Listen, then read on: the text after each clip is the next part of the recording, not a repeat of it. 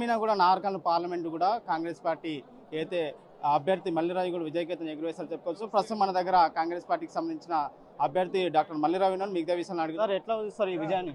విజయం అంతా ప్రజల విజయం. ఈ విజయాన్ని సోనియా గాంధీ గారికి అంకితం చేస్తాను.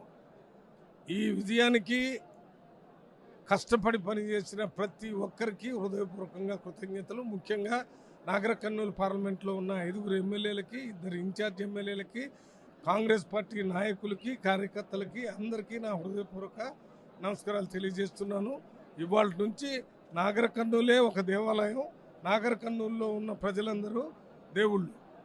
నేను నాగర్కర్నూలు దేవాలయానికి పూజారిగా ఈ రోజు నుంచి పనిచేస్తాను. సేవకుడుగా వారికి ఊళ్ళల్లో జీతగాడనే మాట అర్థమవుతుంది, కానీ ప్రధాన జీతగాడుగా వారు ఎప్పుడు పిలిస్తే అప్పుడు అందుబాటులో ఉండి పనిచేస్తారని మాటిస్తూ, నా కోసం కష్టపడి పనిచేసిన ప్రతి ఒక్కరికి హృదయపూర్వకంగా కృతజ్ఞతలు తెలియజేస్తూ, ఓట్లు ఇచ్చిన వారందరికీ కూడా ప్రత్యేక కృతజ్ఞతలు తెలియజేస్తున్నారు. ముఖ్యంగా సార్, అంటే మొదట్లో కూడా ఫలితాలు ఎలా కూడా కౌంటింగ్ కూడా కొంత స్వల్ప మెజార్టీ వచ్చింది, తర్వాత మెజార్టీ పెరిగింది. దీన్ని ఎట్లా చూస్తారు?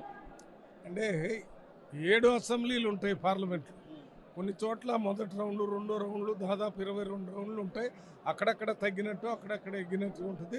మొత్తానికి ఎన్ని వచ్చినాయి అనేది మెజారిటీ కలిపి లెక్క చేస్తారు. కాబట్టి ఇప్పుడు వాళ్ళు చెప్తున్నారు 76,000 మెజారిటీ, 77 మెజారిటీ ఉంటుంది.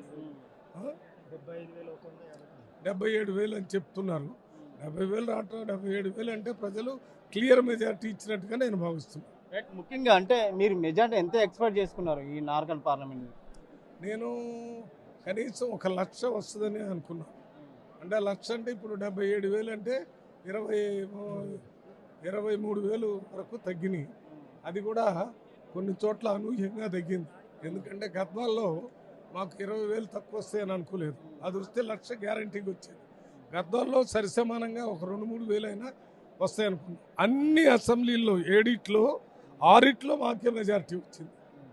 ముఖ్యంగా అచ్చంపేట, కొల్లాపూర్లో బాగా వచ్చింది. దాని తర్వాత మెజారిటీ కలవకుర్తికి వచ్చింది. దాని తర్వాత వనపర్తికి వచ్చింది. దాని తర్వాత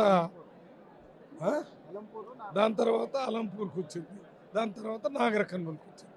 ఒక్క గద్వాల్లోనే మాకు మెజారిటీ తగ్గింది. అది మేము అంటే మేము ఎక్స్పెక్ట్ చేయలేదు.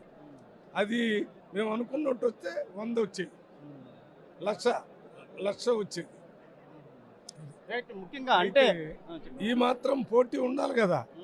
ఊరికనే ఓట్లేసారు గెలిచాడు అనకుండా, పోటీ ఉన్న దగ్గర గెలిస్తేనే కదా.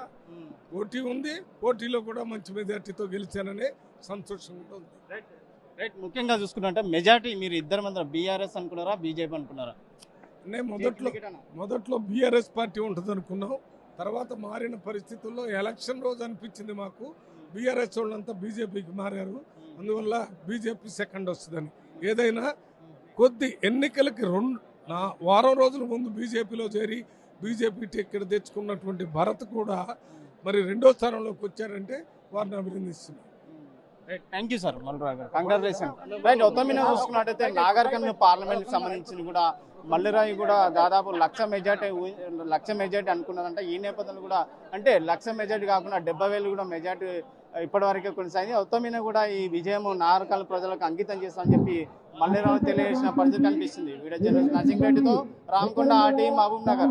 మరిన్ని వీడియోస్ కోసం ఛానల్ ని సబ్స్క్రైబ్ చేయండి. లేటెస్ట్ అప్డేట్స్ కోసం వాట్సాప్ ఛానల్ ని ఫాలో చేయండి. అండ్ లింక్ డిస్క్రిప్షన్ లో ఉంది.